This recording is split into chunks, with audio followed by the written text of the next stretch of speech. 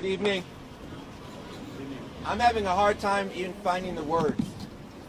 We're here in what we call the United States of America, watching a fascist, small, weak, evil, insecure man dividing a country. We're seeing families being separated and torn apart. Mothers, daughters being carted out by the state, by government, by people with weapons. And we're watching profiteers like Geo Group falsely getting people here who want to follow the law. Law-abiding people coming to report to do the right thing, and they come to meet the government with guns looking to separate families. There is nothing united about that.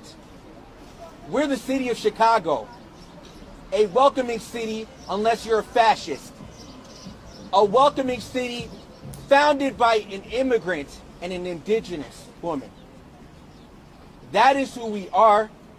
That is who we will remain. It is why we show up and we don't leave. Martin Luther King teaches us all we have a moral obligation to disobey unjust laws.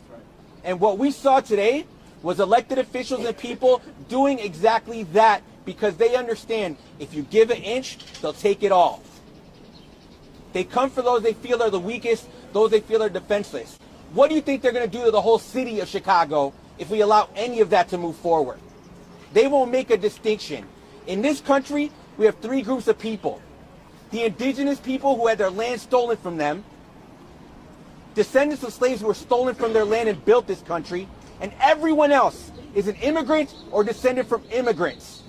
And if you don't understand that, go look in the mirror, learn your history, and stop allowing yourself to be divided by someone who's seeking to gain power while making this country worse. We're never going to stand for it. And as it relates to the city of Chicago, any involvement that this Chicago Police Department has in this welcoming city is going to be investigated. We're moving forward to call for a hearing to understand what happened here, and any single time there's any interaction, we want to know what's happening, because these are your tax dollars, right, in this welcoming city. So we're going to call on Mayor Johnson to make sure there's accountability in place for the police department he is the boss of. But this is something you should all know. We're not going anywhere. Right. We're going to be right here every single time. And if you're out there and need help, si ustedes son inmigrantes y necesitan ayuda, tienen que llamar a ICER por cualquier cosa, pero necesitan información. El número es 855-435-7